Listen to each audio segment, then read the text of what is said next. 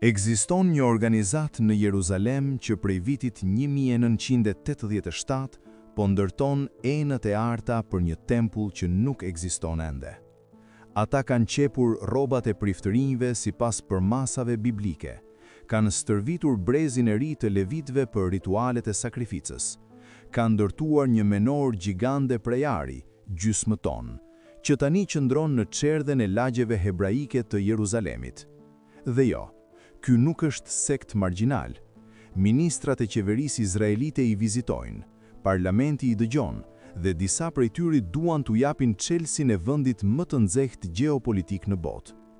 Nëse gjërat shkojnë në një drejtim të caktuar, kjo nuk është një teori konspiracioni, është plan real. Para se të kuptojmë çfarë po ndodh sot, duhet të dimë çfarë ka humbur. Rreth 3000 vjet më parë, mbreti David pushtoi Jeruzalemin. Ai nisi blerjen e tokave dhe përgatitjen e materialeve, por ishte biri i tij, Solomoni, Shlomo në hebraisht, që ndërtoi tempullin e parë në Malin Moria rreth vitit 957 para Krishtit.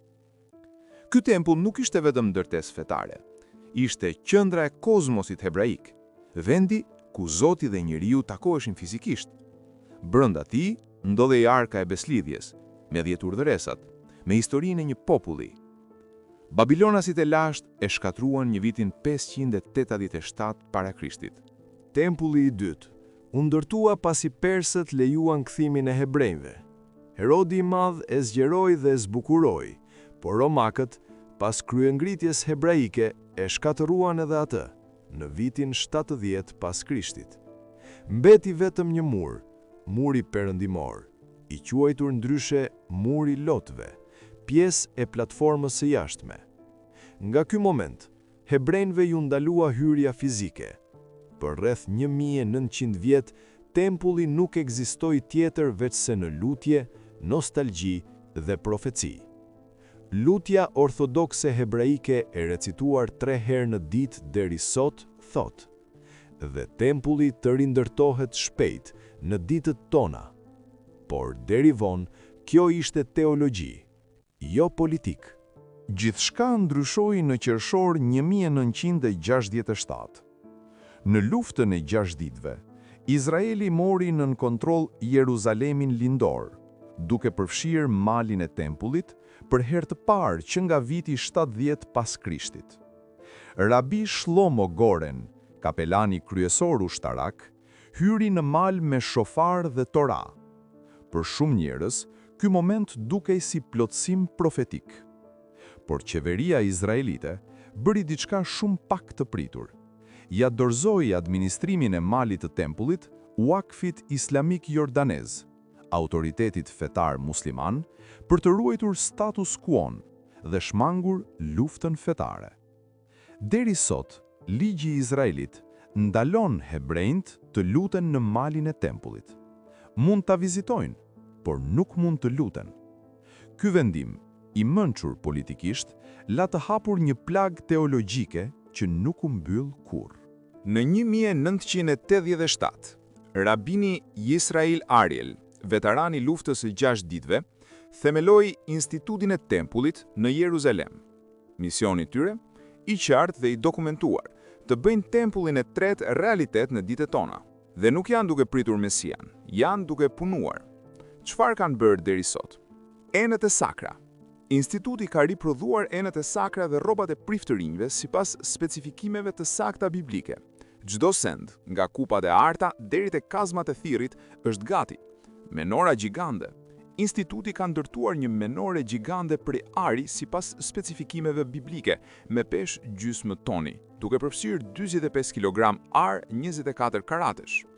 Ajo qëndron aktualisht në sheshin qendror të çerdhes hebraike të qytetit të vjetër të Jeruzalemit. Blueprintet, projektet arkitekturore për tempullin e tretë janë krijuar tashmë, të hartuara me kujdes gjatë dekadave duke u mbështetur në tekste të lashta hebreike. Stërvitja e priftërinjve, janë rinisur përgatitjet e enëve dhe mobiljeve për tempullin e ri, stërvitja e levitëve për të shërbyer dhe konfirmimi i lokacionit të arkës beslidhjes nën malin e tempullit. Ky nuk është grup modest, ka faqe interneti, kanale YouTube, ekspozita publike. Instituti i Tempullit, i themeluar në 1984 nga rabi Yisrael Ariel, ka lëvizur nga periferia në qendrën e jetës politike izraelite. Tani vjen detaj që i bën të gjithë ta marrin seriozisht këtë lëvizje. Sipas numrave 19 në Bibël, para çdo shërbimi të shenjtë në tempull, priftërinjt duhet të pastrohen me hirin e një lope të kuqe të pamet, një kafsh pa asnjë çime tjetër ngjyre që nuk ka punuar kurrë, nuk ka lindur kurrë, nuk mbajtur zgjedh kurrë. Gjatë gjithë historisë hebrejke, vetëm 9 lopë të tilla janë gjetur dhe sakrifikuar. Shumë ortodoks hebrejnë besojnë se e 10-ta do të shënojë fillimin e epokës mesianike. Ku e gjejnë këtë lopë? Teksas, SBA. 5 lopa të kuqe të pastra, të rritura nga një fermer evangelist nga Teksasi, u transportua në Izrael si kafsh shtëpiake për të shmangur kufizimet e importit baktive deri në vitin 2022. Janë bërë përpjekje për të siguruar dhe përgatitur një cop toke në malin e ullinjve, i cili mbikëqyr kompleksin e Al-Aqsas dhe do të mundsonin që prifti që drejton vrasjen e lopës të spërkas gjakun e saj drejt Al-Aqsas, siç përshkruhet në Bibël. Mendoni pak për implikimin. Një ritual biblik me lopë nga Teksasi, me mbështetje qeveritare izraelite, mbi një tokë me pamje direkte nga Xhamia Al-Aqsa. Edhe kjo nuk është teori. Organizata izraelite Ir Amin ka dokumentuar se Ministria Izraelite e Bujqësisë anashkaloi protokollet kur kërkoi leje për të importuar lopët e kuqe. Për dekada, lëvizja e tempullit ishte marginalizuar, e konsideruar ekstreme edhe brenda Izraelit, por diçka ndryshoi rrënjësisht pas vitit 2020. Ndërsa aktivistët hebrejnë që shkojnë në malin e tempullit nuk është fenomen i ri, është fenomen në rritje. Shumë nacionalistë fetar po shpërfillin gjeopolitikën, si dhe qasjen tradicionale ortodokse të pritjes së epokës mesianike para se të shkel atje. Itamar Ben-Gvir, ministri i sigurisë kombëtare dhe politikani ndoshta më kontroversial në qeverinë izraelite aktuale, ka vizituar malin e tempullit 10 herë qëllimisht si provokacion të hapur ndaj status quo-s. Midis 2023-shit dhe 2025-s, avancimet më të qarta janë procedurale, simbolike dhe politike, jo ndërtim fizik, por ka rritje të madhe të vizibilitetit, vizita masive në shoqërinë policor, ngjarje promovuese që provojnë sakrificë, dhe retorikë publike që lidh aksesin me sovranitetin. Dhe kjo ka pasoja konkrete. Çdo vizitë e Ben-Gvirit në mal shpërthen protesta palestineze, alarmon Jordanin dhe teston kufit diplomatik. Gjëja e vetme që mungon sipas lëvizjes është vullneti politik. Gjithçka është gati për t'u hedhur, enët, rrobat, projektet. Pyetja është vetëm i kujt është vendimi. Tani, pyetja praktike. A është kjo e mundur fizikisht? Mbi vendin ku supozohet të ndërtohej tempulli i tretë, qëndron njëra prej ndërtesave më të shenjta islame në botë, Kubeja e Shkëmbit, ndërtuar në vitin 691 pas Krishtit nga Khalifi Abd al-Malik.